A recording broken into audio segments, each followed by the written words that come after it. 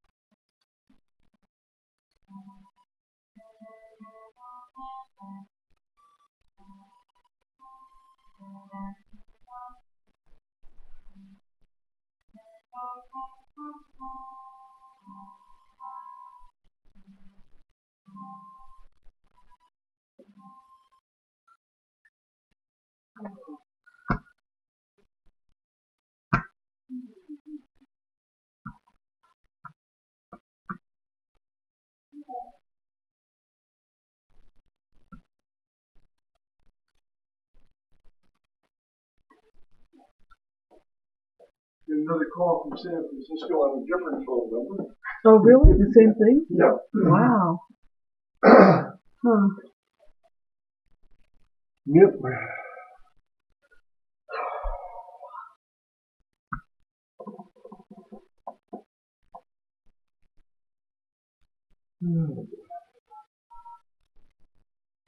We'll go right down. Okay. I should get my credit. Other instructions.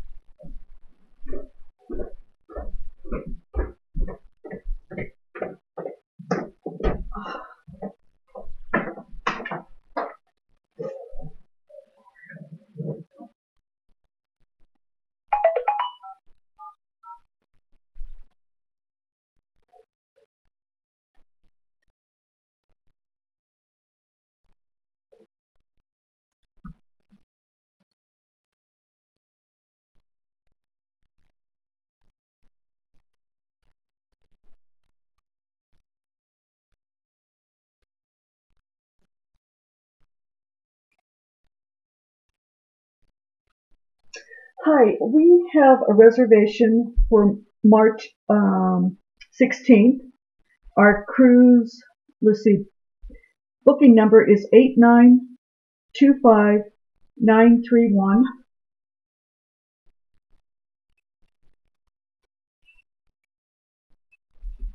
Okay, 8925931.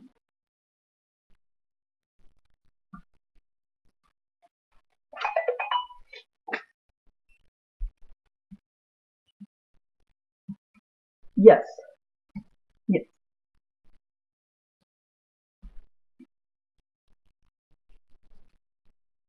Yes. Well, we are coming in on the 15th to get on the ship on the 16th, and I was wondering if you guys could recommend any hotels in Jacksonville. Hotel for us to spend the night on Friday night.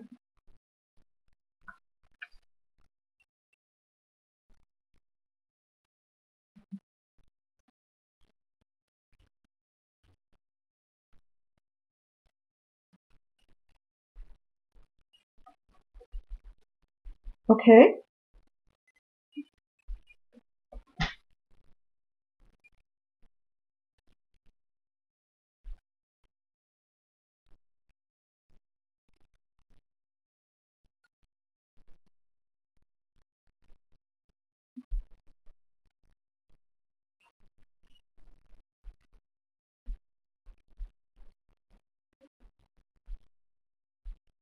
Okay.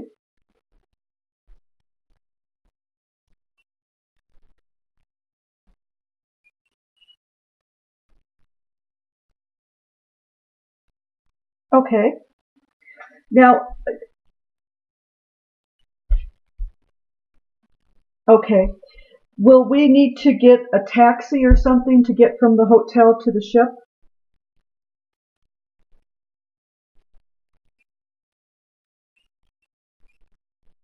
Oh.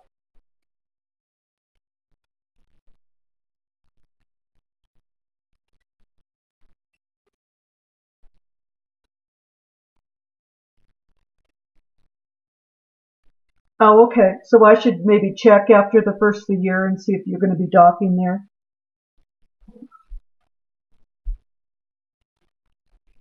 Okay. Okay. How about getting to the airport at the end of the trip in Charleston?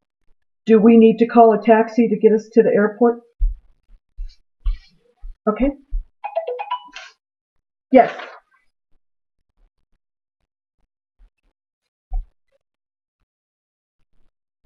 Okay. Yes, I'm here.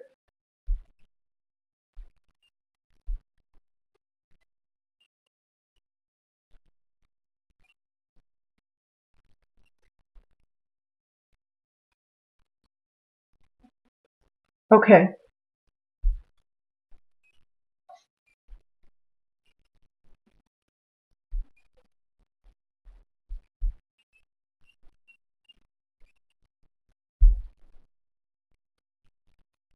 Okay.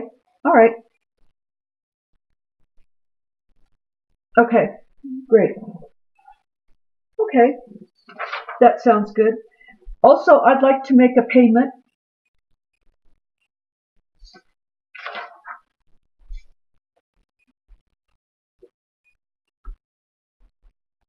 Okay.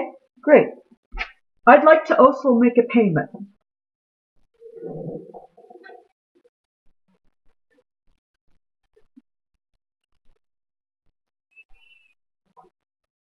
Yes.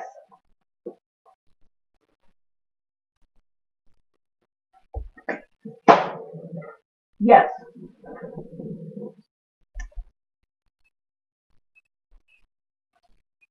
Okay. 4147 0986 3245 8964 9 of 22 678.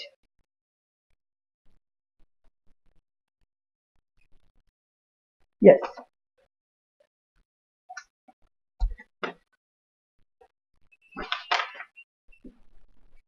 Yes, thank you.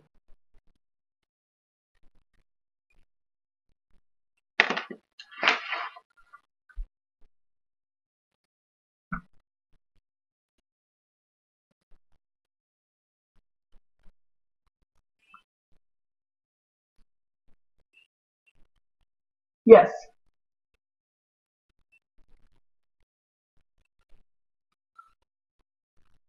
Okay, thank you. You too. Bye-bye.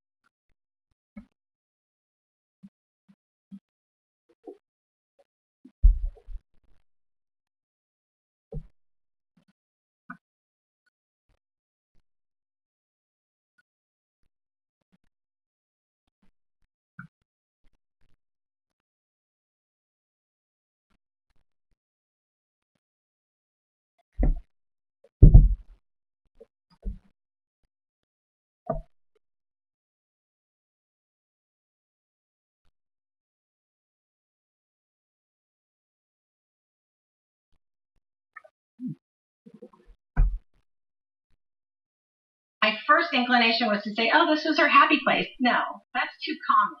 That's too basic for her. It was more spiritual than any happy place that we can think of. You know, it was her inspiration. It was her oxygen. You know, she just felt really renewed and alive. But having looked at all these pictures, as long as we have them, I'm living like that. You know, it just looks so clean and some of you may have seen some pictures I let slip of the decor in here, and Georgia would have put her hand on her forehead and walked right back out with one back with that, because this is a treasure trove of artifacts up in here. That's all I'm saying about it. And it's a lot more arty than the space I'm in right now, which is my son's room, packed up to go to college this weekend. Yeah. All right. Well, the Metropolitan Museum of Art wanted to stage a retrospective of George's work when she was 59, and Stieglitz objected again. Here's his viewpoint. Anyone who wants to see my wife's work better just come to my gallery.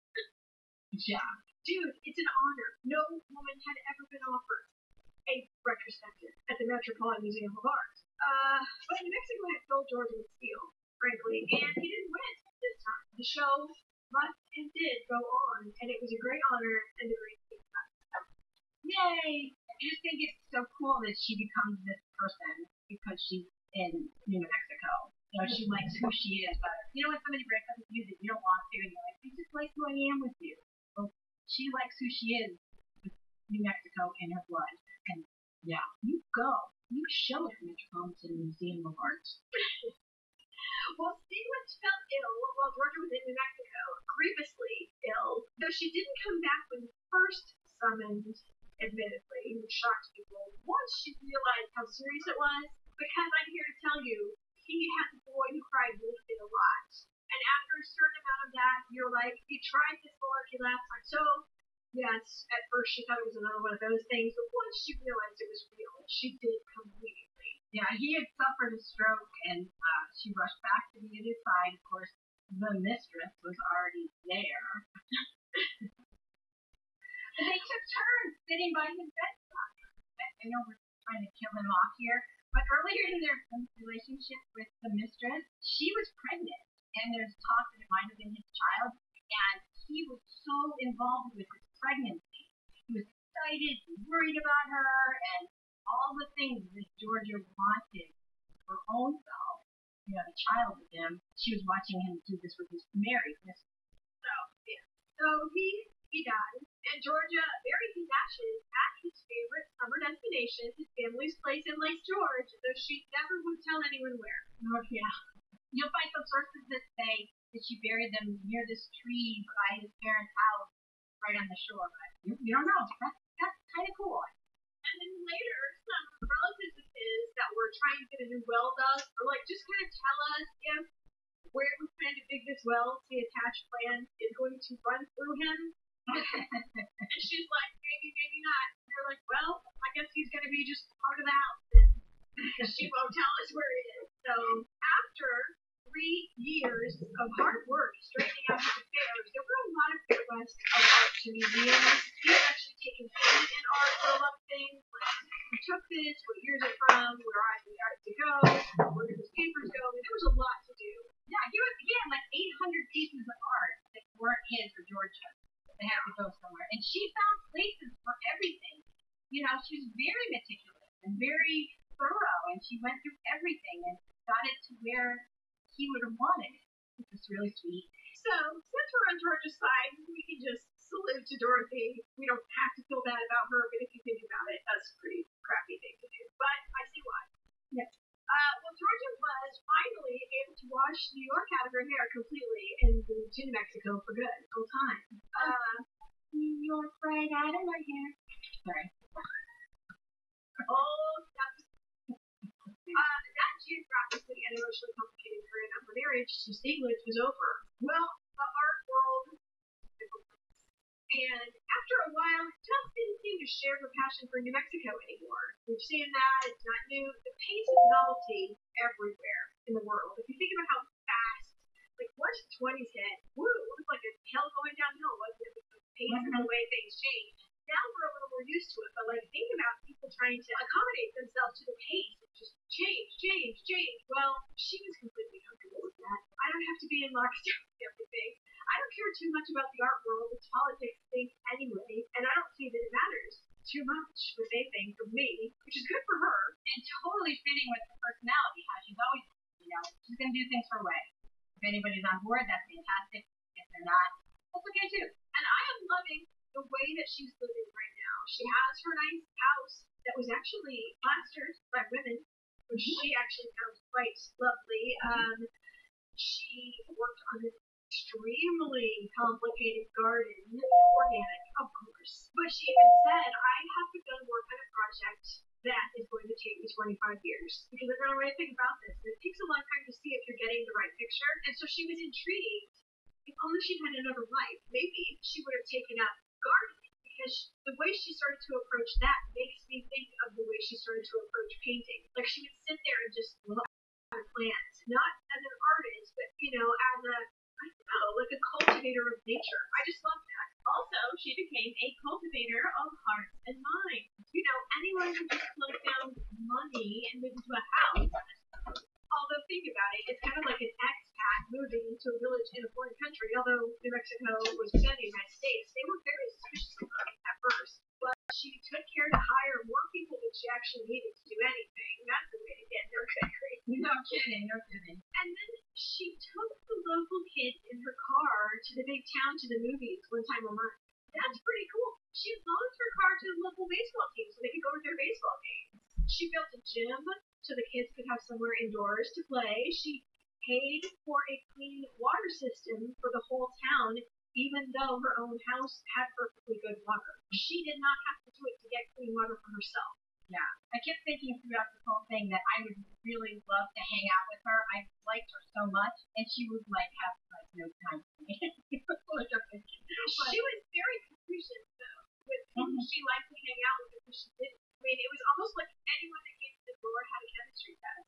Like she became fast friends with one guy because he made a really good salad. So you never know. That's the thing. It's just a complete crapshoot. These art students came from far away. I want to say they made the trip from California in their ratty alley old car that broke down all the time. They just wanted to make a pilgrimage to see George O'Keeffe, and they just rolled up, hadn't written the letter or anything. They're like, we came all this way to see George O'Keeffe, and she just stared at them. And the test has failed and said, here's the front. And she turned around and she called over her shoulder, and there's the back. And she went in her house and slammed the door. So yes, ma'am, George O'Keeffe is like a box of chocolate. You never know what you're going to get. I just loved her. She saw needs, she filled them. I mean, she was a very wealthy woman. She had her own money, of course, but then she had getting rid of stuff. There was a lot of money involved. So she's comfortable. She lives fairly frugally, even though she has two houses in the same area. She spends half the year at one, half the year at the other. I guess she liked that migratory lifestyle. But if she saw a need, she just filled it. I love it. She paid for several villager children to go to college after having helped them in elementary school. Yes. So she also kept in touch with friends and family back home. There were lots of visitors. Her sisters came back into her life. Her sisters, several of which had their own painting careers. Although I must say Georgia wrecked her sister Catherine's. I actually did write it down, so I'm going to bring that into the conversation because it really kind of destroys my vision. I guess I just got to say it. It's not good. So Catherine was getting a modicum of success as a painter, and for some reason it struck Georgie the wrong way, and she went out on her own, fighting, and destroyed her sister's confidence to the point where she never painted again. It took 4 years to make up for this. And they did make up, and the sister forgave her, but it was like an uncharacteristic jealous streak out of where did that come from? Anyway, so I wasn't going to say anything about that, given that we're over it now, but there is that interesting. Yeah. Yeah. But she helped a lot of her relatives financially too, although she did insist on collateral support. She went back to New York and had her first exhibition after Steve died, and when she came back, she took the train, stopped in Kansas City to see the Asian collection at the Nelson Atkins Museum of Art. I walked with her to see her. That's so cool. As a woman of means now, she began to That's a weird thing. This woman who is so world known hasn't traveled very much. outside of the United States. She told her friends that she finally felt able to travel because statelets would worry her to death the whole time who was not a good traveler, and she felt free to go places now where she didn't before. So she made the most of it. She has some good pictures of Machu Picchu, by the way. Yeah, for real. She went everywhere. Europe, Japan, Hawaii, South America, off to Mexico to visit her friends Diego and Frida.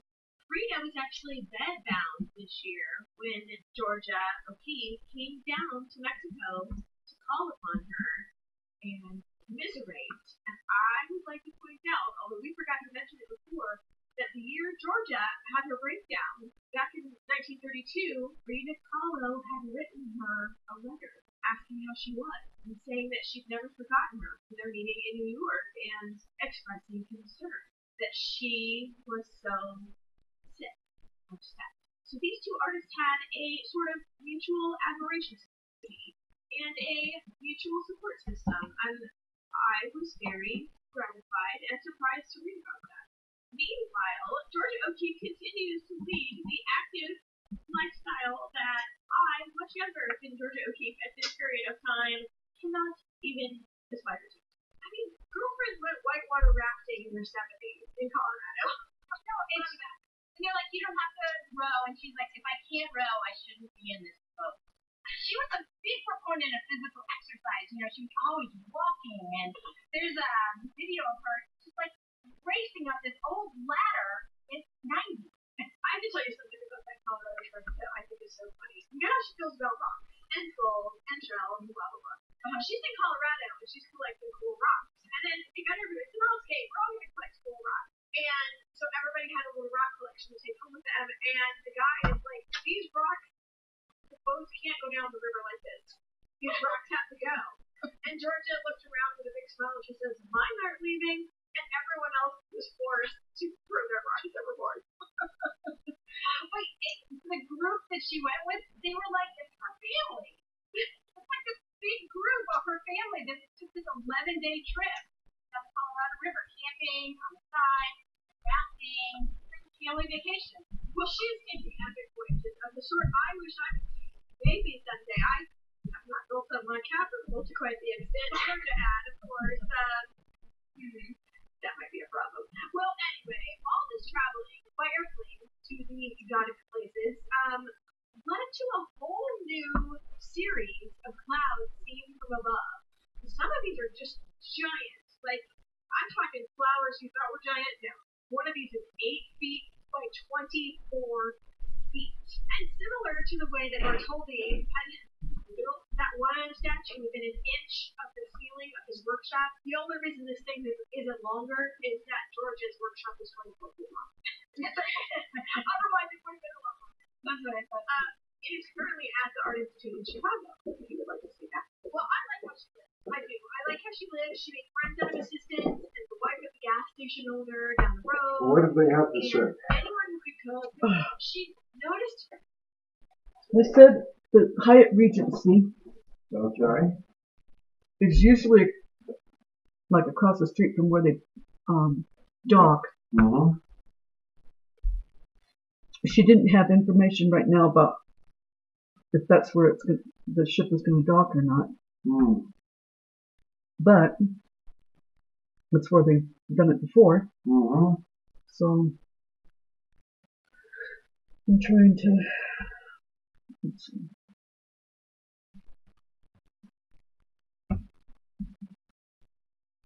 And then on the other end, it's getting to the airport taxi, or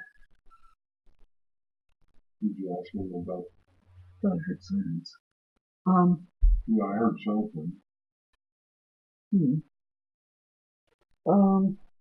If they have a shuttle that goes to the airport at 8:30, and it takes about a half an hour. So we should be able to do that because I made our reservation for 12, I think. Okay. And we'll just have to pay, she said, a nominal fee, which may be $20 a person, but Yeah. whatever. That's a nominal fee. Yeah. In this day and age. Mm-hmm. Okay. Boy.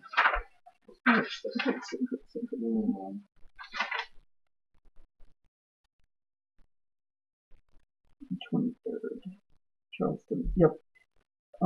12 p.m. Mm-hmm. So we will be fine. Yeah. Okay. Okay. So I'm trying to do the hotel thing without going through one of these stupid sites.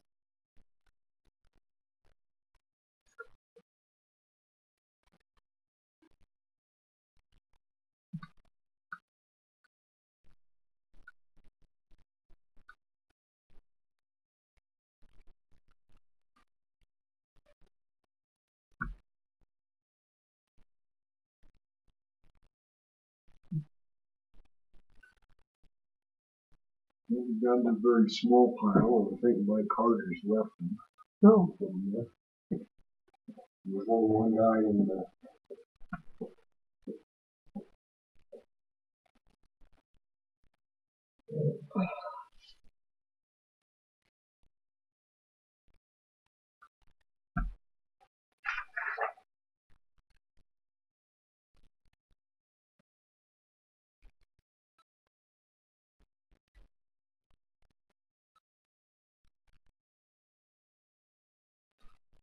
Let me go up and get some lunch.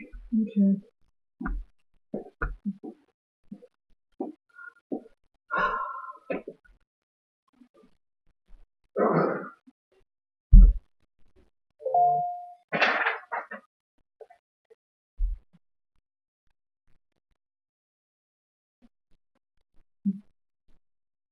Beauty in everything. That's something I think, I can cultivate that without capital, can't I? Because we didn't have money worries, so we can't just duplicate that automatically. But we can duplicate, like, maybe I'll go out and look at a flower in a different way. Or, hey, there's a cool rock. I'm not in a boat.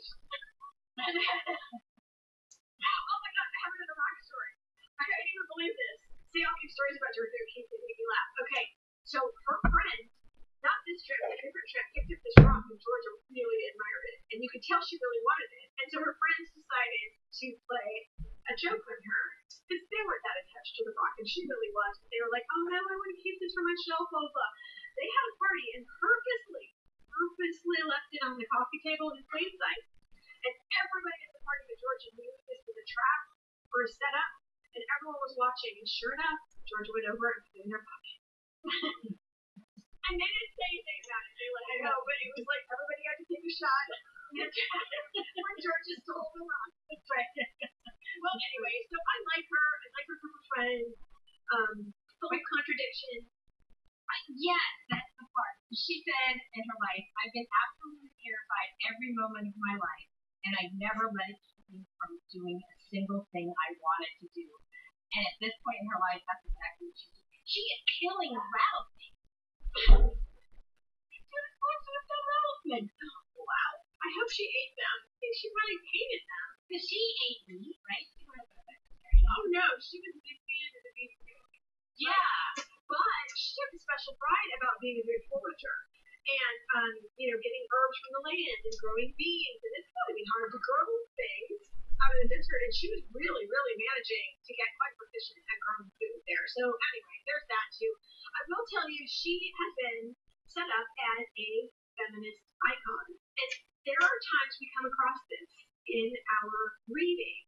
And I am interested to know what you think. There are people who are feminist icons, but really haven't necessarily brought people with them. They've just lived their life the way that they wanted to live. The end. And she scolded Eleanor Roosevelt in a letter for opposing the Equal Rights Amendment, though. So that's using her power for good. To Eleanor Roosevelt, she said, it's important to the idea of true democracy that all men and women stand equal under the sky. And yet, she wouldn't see Gloria Steinem, who came to the door with flowers in her hand. So, she's also angry about being called a woman artist. I'm just an artist. You could write about women. You could write about artists. I don't see what any of that has to do with each other. She lived before women could vote, and Anita Pulitzer was very active in the suffrage movement, and they were very close. So she was kind of like a peripheral part of that. She wasn't marching or anything. But I do consider consider her a feminist icon because of the way she lived her life. It was iconic. She lived it, not follow any rules of society. If she wanted to do it, she did, regardless of her gender. And so, in that regard, yes, I do think she's a feminist icon. I have no problem calling her that. I don't know. That's in the air. Let's let that float. So Georgia began to lose her central vision when she was in her 80s. It's called macular degeneration. So you can see around the side, but if you look directly at something, you've got a gray circle, sort of. I can't imagine a more ironic and horrible thing to happen to her, although it's still in the family. Mary Cassatt also had problems with her vision later in life. What is that about? Overusing their eyes. But if anybody lived healthy, it was Georgia O'Keeffe. She intentionally ate healthy. She intentionally kept, an organic garden. And one of her assistants once was like, I need to go run an errand in town. And when she came back, Georgia O'Keeffe gave her the hairy eyeball. And it's like, I know where you went. And the assistant's like, I went to town to use the pizza. And she's like, you went to town to buy poison. I'd like to see the candy wrapper.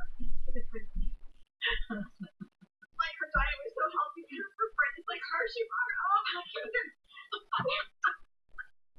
I love it. I think she was very hard to work for in one sense, but in another sense, like she had a big sense of humor. If you had chemistry, she'd love you. Well, speaking of that, once upon a time, a young man came to the back door and asked, and this happens more often than you would think. Came to the door to ask if she had any odd jobs. Well, turns out she did. Just at that moment, he came with good timing. She had a plumbing problem. Can we fix the plumbing problem? All right, let's do that. It was a man named Juan Hamilton. Do I have that name right? Yeah, in some places you'll see it called Juan and others John. He was American, but he was raised by a missionary. His father was a missionary in South America. So Juan is how he was called. Written out name John. Okay, well I'm going to call him Juan because everyone calls him Juan. Yes, and he kind of looks like Juan. Well, he was a handsome guy, handsome young guy.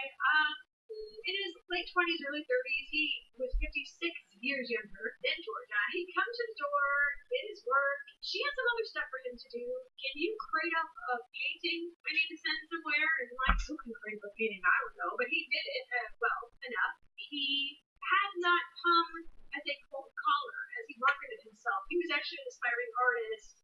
I don't know if you'd call him a stalker. He was a fan. He knew that you can't just come to the door necessarily. You have to come with a purpose, and you kind of have to sneak. And he kind of got into the plumbing and stayed for a long time. A very long time. Well, she kept finding things that he could do. She's talking to him at the beginning, and she says, "You speak very well. Did you finish high school?" And he's like, "Well, I finished college and a couple of grad school." He could type, yeah. So she had him typing up stuff. So he wasn't just a handyman, but he was kind of a personal secretary, a personal assistant. Her secretary had quit right before he showed up at that door.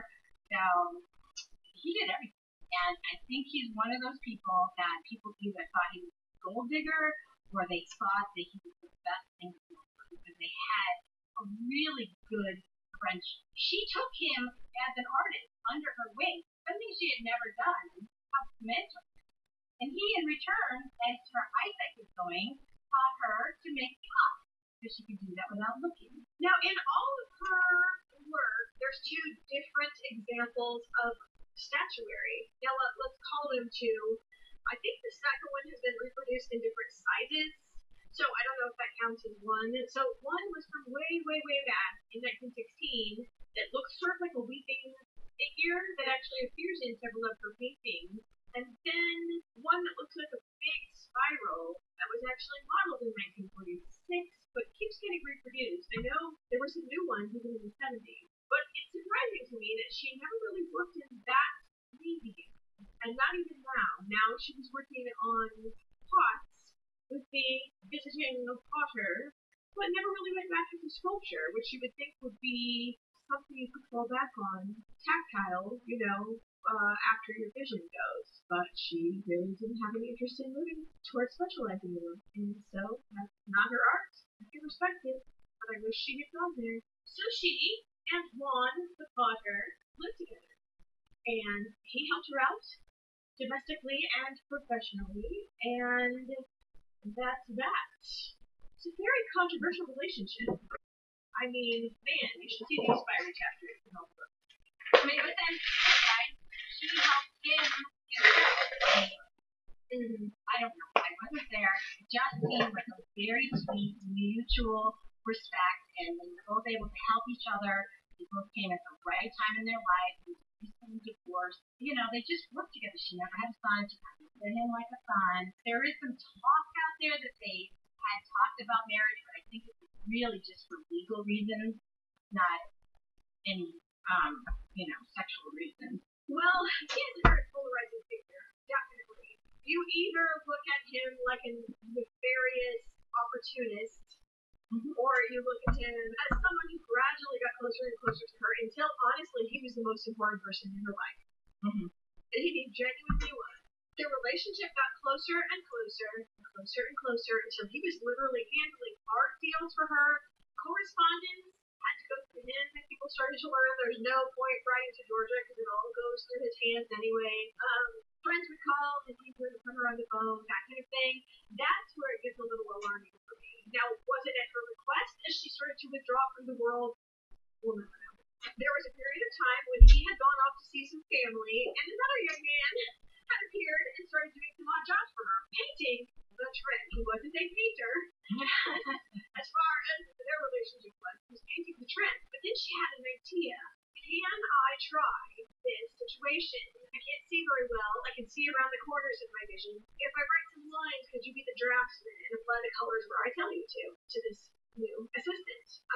It was a relatively successful picture, as that kind of weird proxy situation goes. It's called From a Day with Lawn. So there's an homage to Juan Hamilton in it, but when he came home, he was so livid at what he saw was the usurpation of his privileges and his power. When he found out that this man had eaten at her table as an equal, he was just infuriated and turned very, very ugly. I can't help but think that's the one thing that she didn't want, because she had that with England.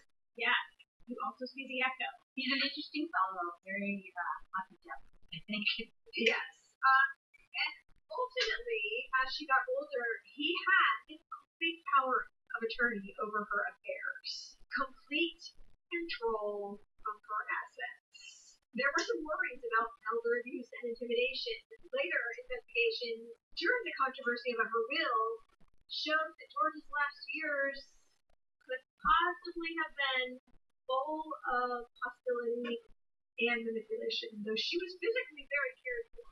And no one accuses him of starving her or anything. There were thoughts that he might have tricked her into signing a marriage document or signing all her money away in codicils of her will.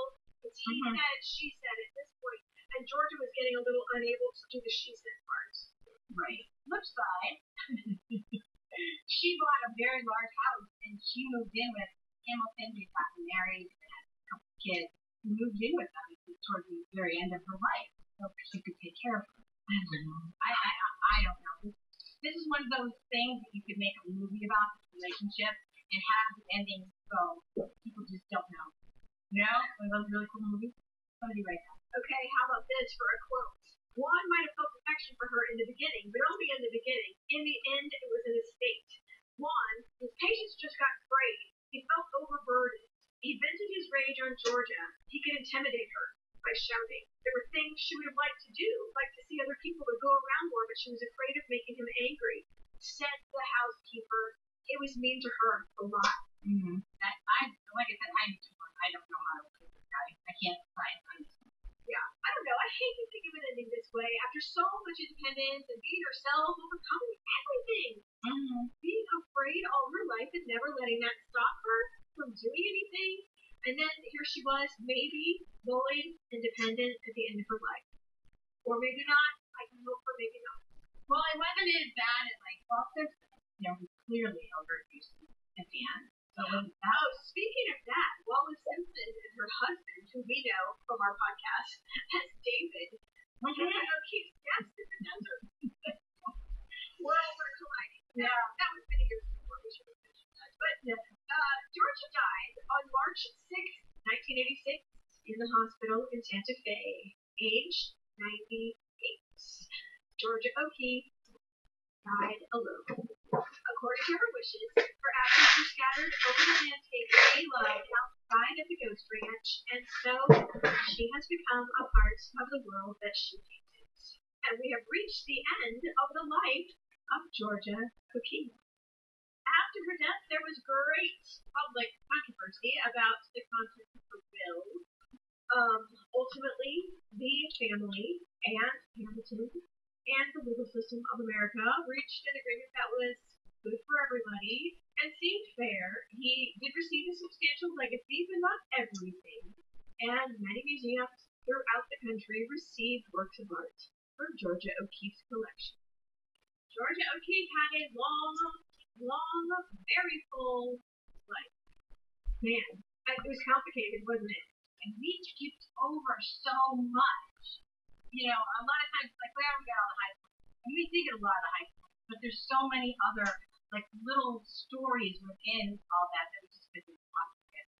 So, if anybody, I would strongly recommend going and getting a biography of her and learning more. And now, it's time for media. We should start with books.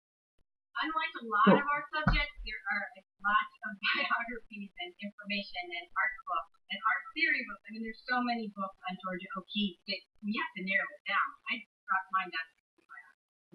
I'm going to drop it down to 1 because you're going to have 3. So, the one book I guess I'm going to recommend, although if you're easily intimidated, this book might not be for you because it has got to be between, I would give it a good 3 inches. It's 3 inches thick. In fact, I walked out of the library with it and Van passing by goes, dang. And I'm like, yeah, I know, dang. It is Georgia O'Keeffe, A Life by Roxana Robinson. And it would press some flowers, I'll tell you. But I really like it. It goes into great amounts of detail. It uses source material. It excerpts from letters. There are books of letters, and I would recommend that you read those too. Georgia O'Keeffe she was a writer. She was a correspondent. There are tens of thousands of letters of hers that have survived both ends of the conversation, or one or the other, and there are whole books of them that I recommend reading if you're at all interested. Because this book does excerpt from childhood on. From her letters. So I like that one a lot. As to children's books, which I'm just going to give you this one, Georgia O'Keeffe by Philip Brooks is a nice, let's call it 4th, 5th grade level book. Its subtitle is An Adventurous Spirit. So it is results in the reading can be some of her relationships, which is really good if you don't feel like explaining them. The last thing I'm going to say, which is a book that doesn't exist because Georgia O'Keeffe scrunched it. Her old friend, the one that created her whole career in the first place, Anita Politzer, wanted to write a biography of Georgia, and in fact did produce a manuscript, sent it to Georgia, who didn't like it, and requested a whole bunch of changes. She changed it, and Georgia O'Keeffe didn't like the way she was portrayed. She's like, I am not a glorious sprite walking through the world, sprinkling inspiration out of my hands. I'm a real person. I think you're not making me seem like a real person. And I really feel like perhaps to close this chapter of our lives, since I view you as a friend, I will pay you for your time after having written this, but I really ask that you didn't publish this. So I think I broke Anita Politzer's heart. I think she would have done a good job. Nobody sets out to write a sucky book that would offend your friend, but it turns out that's what she ended up doing. Well, I think what it was is that she wanted the world to see Georgia through the best lens possible. And there's words, so she just left the words out. The other book that I really liked was Full Blown, The Art and Life of Georgia O'Keeffe by Hunter Drohowska Phillips. This is the book that my son picked up and started looking at the picture of. But yeah, I thought it was a very good multi-view look at her life. There was a lot of work on her in this one. And there was a book I don't recommend to read it first, but if you want a fun read, How Georgia Became O'Keeffe, Lessons on the Art of Living by Karen Carbo. She writes. Exactly. That's exactly what I wanted to say. Yeah, I do like that. You will like it. She did one on Coco Chanel, but I don't recommend it. Because I just read it. It's fine. But after I read this one, I read it too because I thought I love the way she wrote. Probably because it sounds like that. I would recommend reading that too. And there was one little kid book that I thought charming. My Name is Georgia, a portrait by Jeanette Winter. And I love the illustrations on it. It's, it's hard to tell her life is really long. Indeed, there's a lot of, complicated issues involved. So I thought it was just really good. It's a good introduction for her. Very good. Now, as the movies, the main movie that we know, or that's out there, is Georgia O'Keeffe, starring Joan Allen as Georgia O'Keeffe, and Jeremy Irons as Stieglitz. I found this movie ponderous.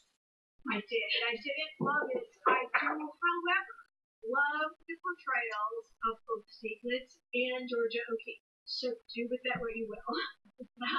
Yeah, it's called Georgia O'Keeffe, but really, it's just a story of a period of time in Georgia and Stieglitz's life. It's just a narrow period of time. And so it's not only about herself as and I agree, I thought the acting was great, but I was drifting off a few times in the middle. I thought the script was a little lacking. I felt the same way about that, what was it, that Princess Diana movie that had the Australian actress playing Princess Diana. I was like, when is this going to begin? When is it was over? Well, there are a couple of documentaries out. There's one really short on Amazon. It's part of a series called Art of Style, and they have one on Georgia, which is on Amazon Prime. And on YouTube, you can watch the BBC documentary on her life, so you can see her. There's interviews with her, and you can see her climb up that ladder. It was a nice deep dive into her life and British Jackson, so I loved it. As for website, there's the Georgia O'Keeffe Museum in Abiquiu, one of her houses. There's 4 locations of it in the Santa Fe area.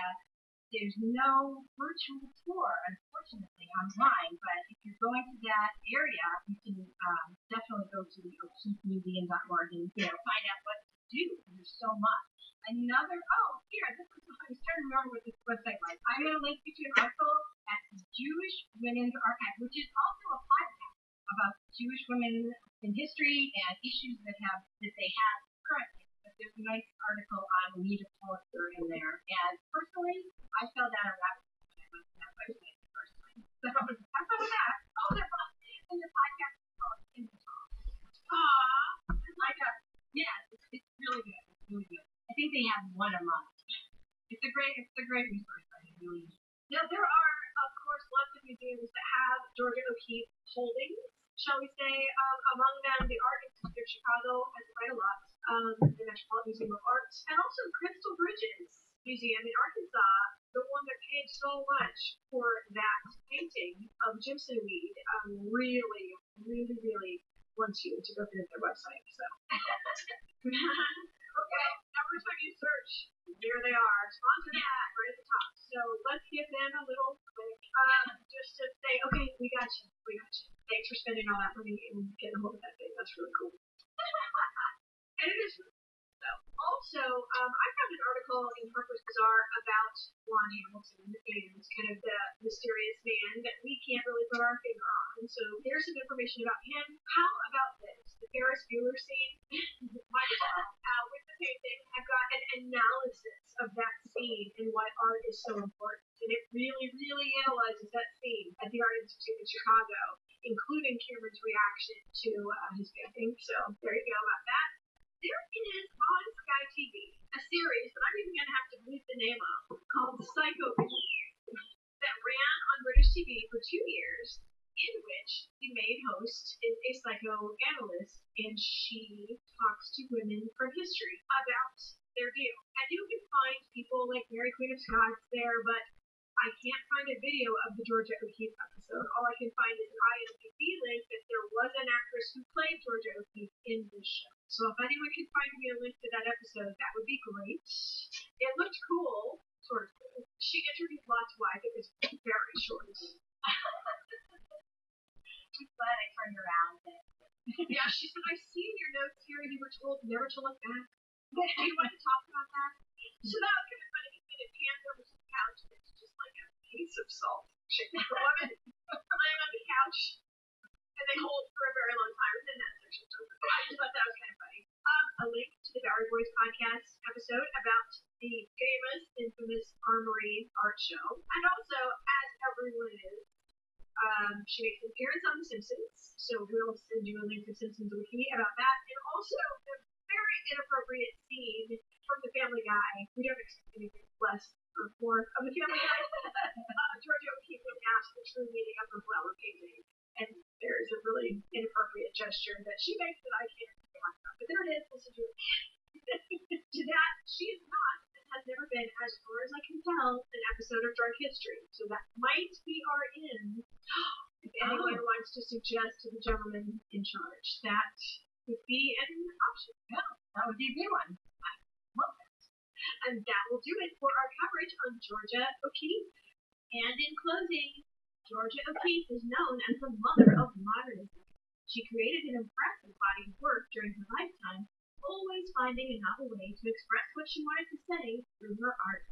She overcame fear, tough circumstances, and the obstacles of working in a man's world to emerge triumphant. Her confidence in her own abilities allowed her to achieve her dreams. And we are all the richer for it. Thanks for listening. Bye. If you liked what you heard today, please leave a review for us on Apple Podcasts. I hear it's gotten a lot easier. Or tell a few friends about us. We really, really appreciate that. And this Pinterest board is very valuable to your understanding of Georgia O'Keeffe. So don't forget to head over to our Pinterest and look at the pictures both of Georgia and from Georgia, including the picture where she's looking through a piece of cheese. And Frida Kahlo's painting that we think looks so much like Georgia's work. Thanks as always to James Harper for letting us use his music for the breaks. The piece today is actually humorously called Sammy Hagar and the Belgian Waffle. The end song is Picture by Xavier and Ophelia, used by permission from musicalley.com. Picture how the nights would be, sleeping softly as the moonlight falls on the trees. Picture all the dreams you keep, breathing freely. Every night's a picture, girl, you believe. Picture how your days would be, sleeping gently. Twinkle as a mirror shows what you really are. Picture all the things of life, lifting slowly. Every day's a picture, girl, you believe. Always living with the world. You are missing all the sunset. Till the universe goes on around you. Come outside and play a while. For your body comes to take you. And all the walls that keep you safe will crumble down and break you.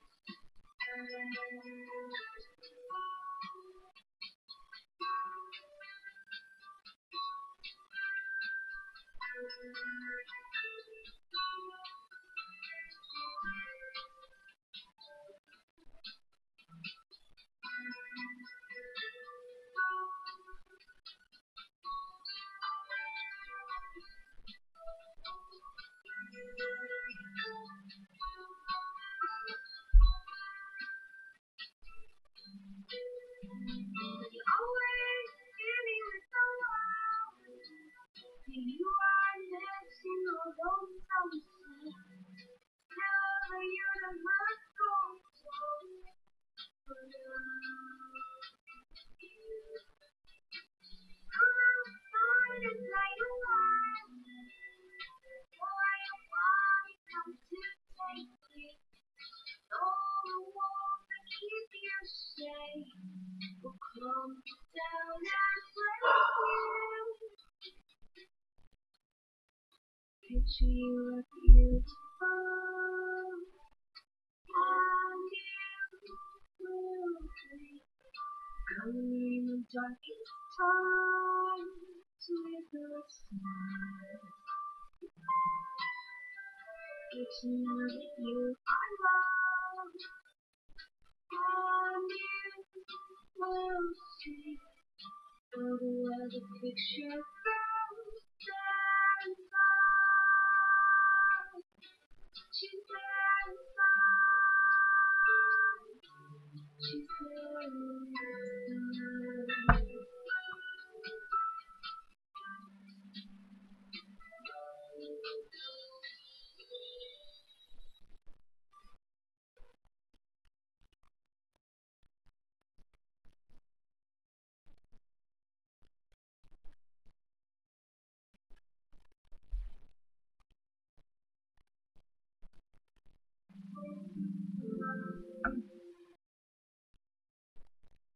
This episode of the History Chicks is brought to you by Blue Apron. Blue Apron is the #1 fresh ingredient and recipe delivery service in the country, and you can get $30 off your first order with free shipping by going to blueapron.com/chicks.